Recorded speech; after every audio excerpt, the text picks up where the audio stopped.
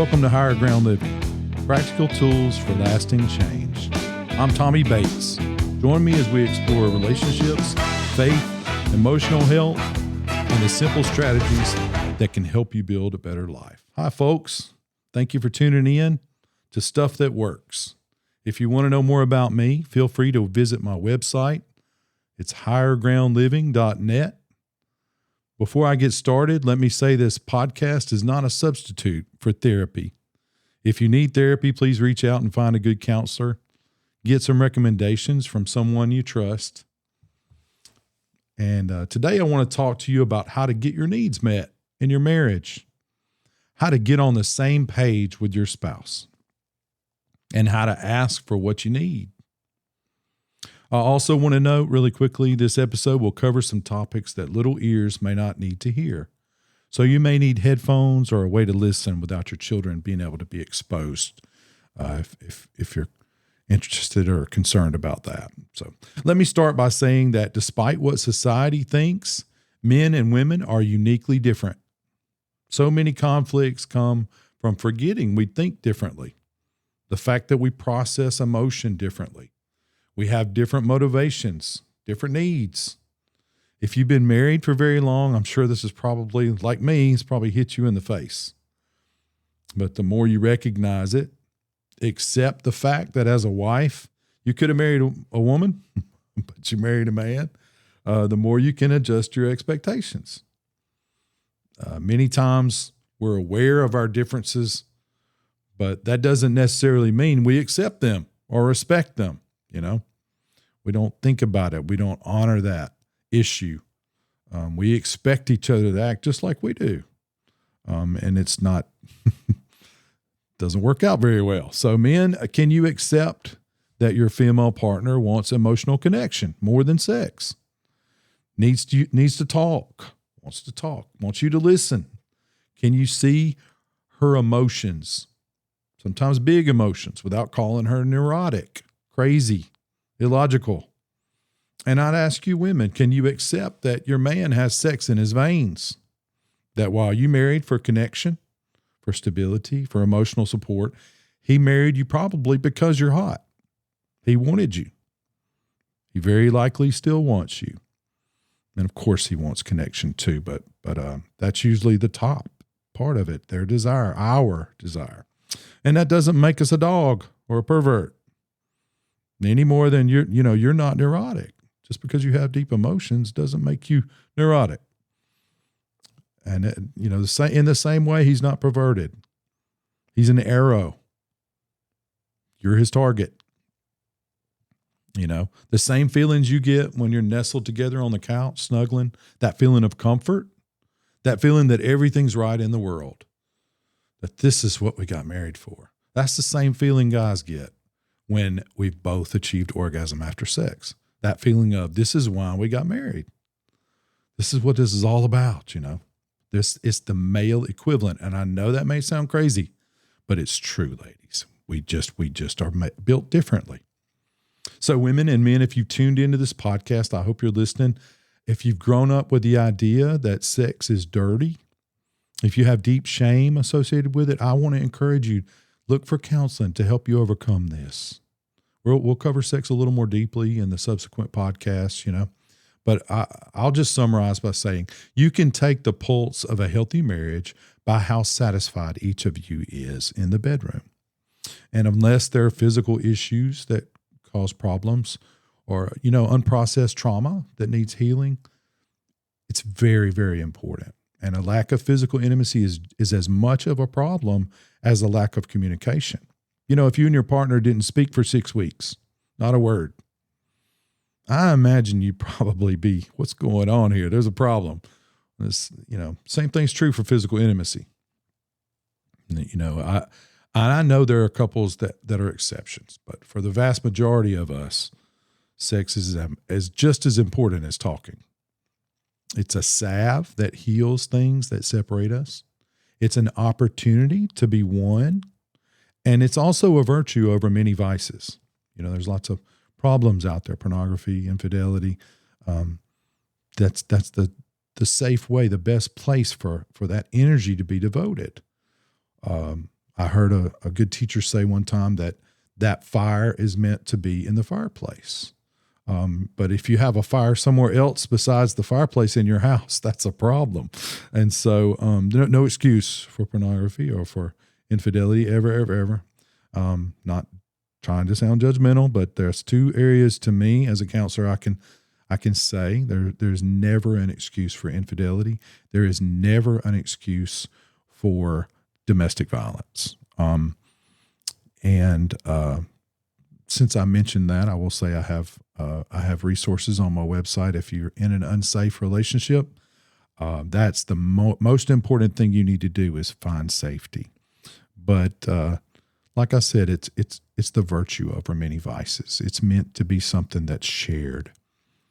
It's not a treat for being good. It's not something to be withheld, or something that you use to wield power over another person. But guys, I need you to hear me really carefully, man. Your wife does not want physical intimacy if her cup is empty or if she doesn't feel connected emotionally. You can't get into a deep argument and expect her to feel safe enough, vulnerable enough, a lot of times, to feel comfortable. She needs to feel connected. One female counselor put it this way: make love to my mind and my body will follow. I also need to say there are exceptions sometimes where female partners are the ones starved for physical intimacy. So it's not always the man whose partner isn't interested in sex. I want to get down to this point. I hope you can remember this phrase. If it's important to your partner, it should be important to you. If she needs emotional connection, men, and you want to have a healthy marriage, you need to make time to connect. You need to open yourself to it. If you don't know how to do it, guys, you need to learn, brother. I'm challenging you. Learn how to connect. Don't be afraid of that. There's a book called Starve for Affection because so many men don't feel comfortable connecting. And you don't need to walk down the aisle if you're not willing to think about your partner's needs. We'll get to that a little more later, but for now, I just say it. You need to make time to connect and think about her needs. It's not just about us, guys. It's about them too. And ladies, if he needs to feel wanted physically, if he needs to feel pursued too, then it should be important to y'all. So let me talk about basic needs. I've worked in counseling over 20 years, and I've kind of narrowed down what makes us feel loved into two main needs for women and two main needs for men. I may have touched on it last podcast, but there are exceptions at times. But I've tried to pick women's brains over 20 years. I'm already a man, so I understand my own needs and what most of us guys need. But I needed to do a little research. So, guys, I hope you're listening. I hope you're tuned in and your ears are perked up. If you want to know what your woman needs to feel loved more than anything else, I'll tell you the secret. She needs to feel like she's a priority. If you're Christian, obviously your personal relationship with Christ is first in your life, but your second priority should be her before your children. And I want to say that in step families, they don't like to call it blended families anymore because stepchildren don't like to feel forced to have to blend. Anyway, that's a little side note. But step families have challenges with this. When their children are going through struggles, when their children are reeling from divorce, a lot of times parents feel like they want to, help. But a new married couple needs to feel like they're a priority. And so sometimes the children, stepchild and wants to reinforce the relationship with bio parent, and step parent feels cut out of that. Feels like her husband is spending more time with his children than her. And so it can create a lot of conflict at times. But guys, if she's talking, you need to be listening. And if it feels like what she's interested in is minuscule, then you really need to be listening. I hope you copy that, guys. If it looks like something that's not important, that's the time when you need to double down and make a habit of intentionally paying attention. Our actions and our words as men need to convey that they're important to us. And guys, I'll tell you a little hint. If you think it's a test, I can promise you it is. If you think she's testing you to see what's most important in your life, for affirmation, for her own sense of feeling like she's loved, I can promise you it's a test. Now, I would say too, ladies, if there's 20 seconds left in the game and you want to pause the game to talk, I hope you can do DVR recording, because that might maybe picking your time to have the conversation might be an important thing to think about. But that's number one, women need to feel like they're a priority. But number two, women need to feel emotionally safe. And for us guys, we need to learn how to vent our emotions without making them feel nervous or upset. Doesn't mean you can't get angry, guys. We just need to grow, learn how to direct it in a healthy way. I'm going to do another podcast for managing anger soon. So if you struggle with anger, that'd be a good one for you. And most of us as guys struggle with anger.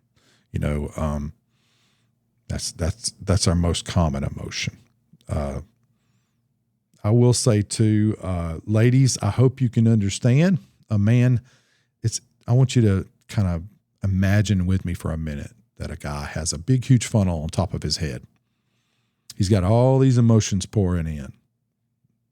Sadness, fear, not feeling like he's enough, depression maybe, exhaustion, feeling overwhelmed, all these other emotions just like women have.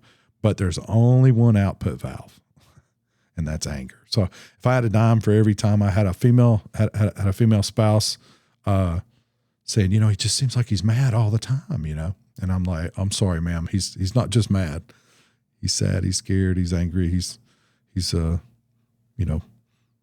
feels everything else too, depressed, everything else. But all you will ever see is anger, because any other emotion he's going to show is going to make him feel like a wuss. So anger's not at the heart of it often. And with guys, I often have to help them learn how to give themselves permission to have emotions, but also to recognize what's going on, to learn how to, analyze it. Take a minute, not become a wuss, not throw away their man card, but learn how to be aware of what's going on and give themselves permission to have emotions.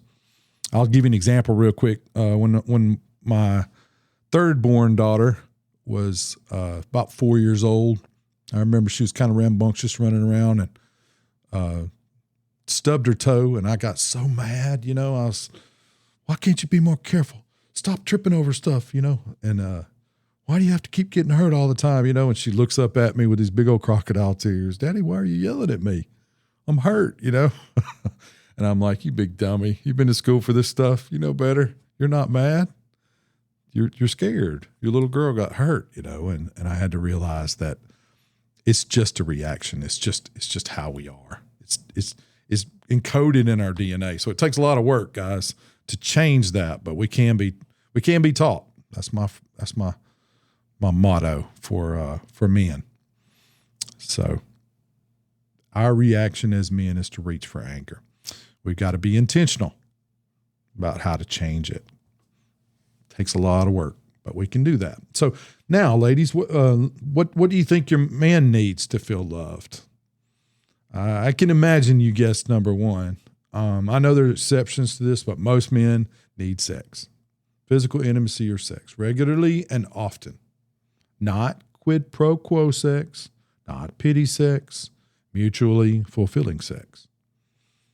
If you have young kids, or especially if you have special needs kids, and you have to lock the bathroom door, and it's a Wendy's night, not a Ruth's Chris Steakhouse or fancy restaurant night, if you can catch my meaning, that'll have to do. But it needs to be a priority. The same energy that you devoted to him, the allurement that captured his heart in the beginning of the relationship needs to continue through the life of the marriage. And that's true for us guys. We need to be pursuing our wives, dialing in and connecting the same way we did in the beginning. So the number one thing that makes men feel loved most is feeling wanted physically and emotionally, not having to beg. The second and most equally important aspect to me is this phrase. I'm going to ask you to kind of take a minute to let this phrase sink in, because it may sound a little complicated. May sound like psychobabble, but it's important, super important. Your man thrives on feelings of competence. Your words, your attitude should be chosen to help, and this is the phrase I want to express to you: protect his need to feel competent. When you say things that help him feel competent, it makes him feel loved. The opposite is when he feels like you're breaking him down or measuring him, or character attacks, slice and dice him with your tongue. You can say we have a fragile ego, and it might be true. But if you want him to feel loved, ladies, and you want to keep him, I hope you can be careful to help build him up. I'm going to tell you, my Jessica has a lot of wonderful qualities. She can keep her head when the chips are down. She's been through, when she hitched her wagon to mine, she's been through hell. That's the only other word I can think of. But her ability to have deep emotions and not freak out when a crisis occurs, and trust me, we've had lots of crises. I hope I get to tell you on a future podcast, if you're interested, our wild and wonderful journey with autism, but and our daughter having a stroke. There's so many things in our lives that have brought about crises. But and so my wife is battle weary and but battle tested. I guess that's a better word. So anyway, but I tell you, the one thing she has that is more valuable to me than any other quality among many is that she believes in me.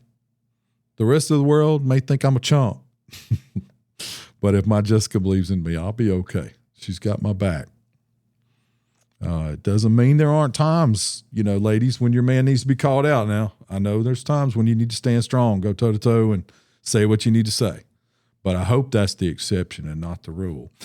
Also, you'll hear me refer to John Gottman probably a lot. He's one of our founding fathers in marriage counseling that we study, But he recommends, you may have heard of this before, he recommends a 5-to-1 ratio, 5 positives for every negative. That doesn't mean, if you say something negative, you have to immediately think of 5 positive things. You're beautiful. You're so gorgeous. You work so hard. I'm so thankful for you, but you need to be making deposits regularly in their life and in their heart, so that when you do have to make a withdrawal, you're still in the black. And just remember, a negative comment weighs 5 times more than a positive. You catch a lot more flies with honey than you do with vinegar. If you ever heard that saying. But so I want to ask you, if you don't mind, we're kind of in an audio land and we can't don't have a video, but I want to ask you to imagine 3 little blocks. You remember the little blocks we used to play with when we were kids, when we were toddlers? I want you to think about a green block, a red block, and a blue block. And I want you to think about these 3 aspects that go with them. Who we are as people. It's made up of what we think, what we feel, and what we do. You'll probably hear me refer to that a great deal if you're listening to my podcast. What you think, what you feel, what you do. So if you imagine these 3 blocks like cars in a train, okay? For the guys, the feelings block, it's going to be probably derailed or at least out of alignment. Might even be kicked off in the floor, We're not supposed to have feelings. Ask a group of ladies, what'd your mama say when you fell on the playground as a kid? Mama picked me up, poor baby, But if I ask a group of guys, what'd your daddy say when you fell on the playground? You know what they'll say. Suck it up, walk it off, rub some dirt on it. My high school football coach had 3 solutions for every injury: heat, tape, or ice. If your ear was ripped off, then it was tape. Anyway, so we're taught that we're supposed to rub some dirt on it. There's nothing wrong with being tough now. And I don't think I want to go on record to say that not all masculinity is toxic. But when I work with guys, I have to help them learn how to identify and process feelings. And now, for women, when it comes to those feeling, those cars in the train, a lot of women will say they feel like the feeling car is up front driving the train. Women have deep emotions. I used to be freaked out by this when my daughters came along and hit the teenage years. Their emotions made me feel like I was an alien, that I did not understand who these creatures were. My own precious daughters that I loved. It was just so foreign to me to see them be so emotional. But now I realize deep emotions are a good thing. I hope you guys can men out there can understand that and accept that. It makes your wife love more deeply. It makes her be more passionate. It makes her care more about people, about sunsets, about all kinds of things. They love things more deeply.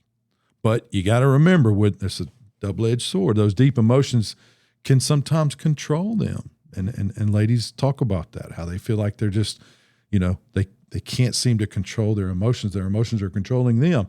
And so when I'm working with women, I have to help them learn how to put the thinking car up front. And I want to give you a little tool here today, free of charge. When you feel emotional, when you feel overwhelmed, ladies, guys too, I want you to think about zooming out. Anybody ever use Google Earth? Zoom out and look at yourself from a distance. Just slow down, take a second, and look at yourself from a distance. It's like I'm saying to myself, man, look at Tommy. He is tripping. It's like you're aware of your emotion, but almost like with passive curiosity, if that makes sense. No judgment, just looking at yourself going, wow, man, I am really upset right now. Your emotions are valid, whatever they are. They might not be healthy, but they're valid. It's what you feel, but they don't have to rule you. And so learning to develop the ability to recognize your emotions without reacting, that is a key for so many relationship issues, employment issues. Every aspect of your life can be improved by learning how to control your emotions, not letting them control you. Slow down. Prioritize peace. Prioritize emotional regulation, being calm over the need for justice. I have to remember that in traffic. I used to be a truck driver, and oh my gosh, I see the same silly stuff over and over. Don't get me started. And I don't need to honk. I don't need to be the police of what's fair out there on the road, and I forfeit my peace by letting that bug me. Think about it, guys.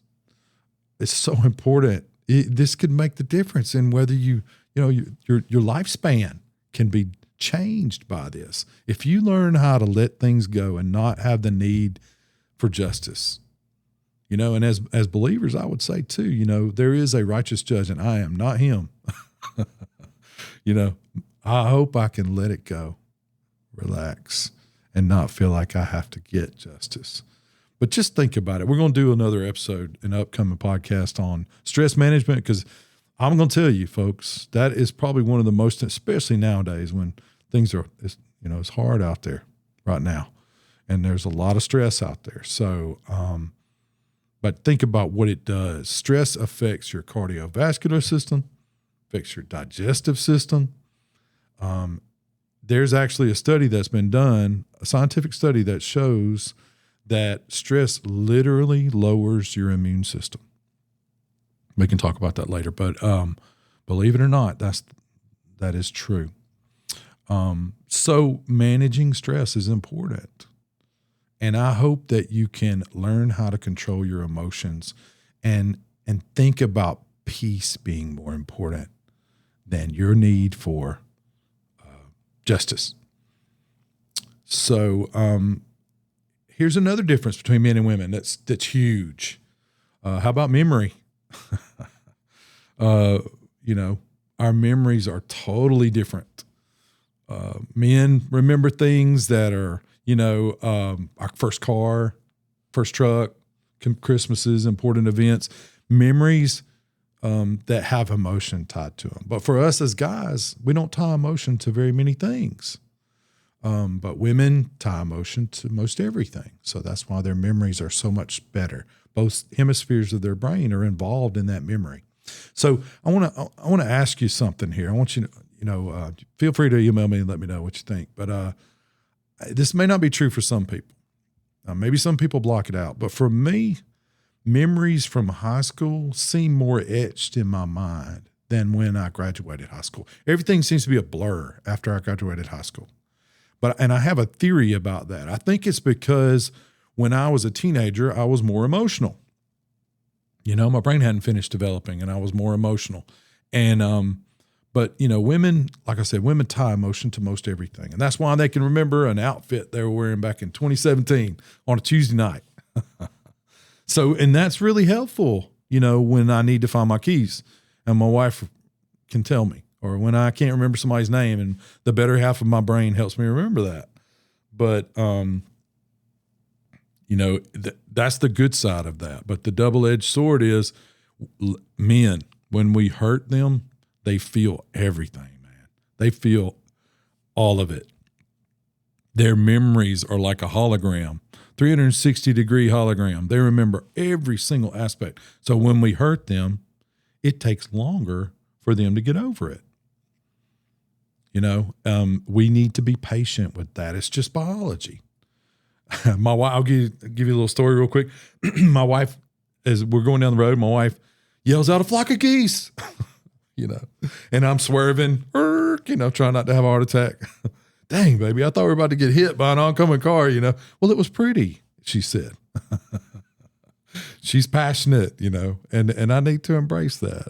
I probably need to keep taking my statins though, right? So my heart won't give out when she sees something pretty. Anyway. But, isn't it amazing how God brought two uniquely different genders? You've heard opposites attract, and personality-wise, that's often true, right? But think about the inherent opposites between men and women and how uniquely different we are. I mean, we have some similarities. We both want to feel respected. We both, want to feel loved.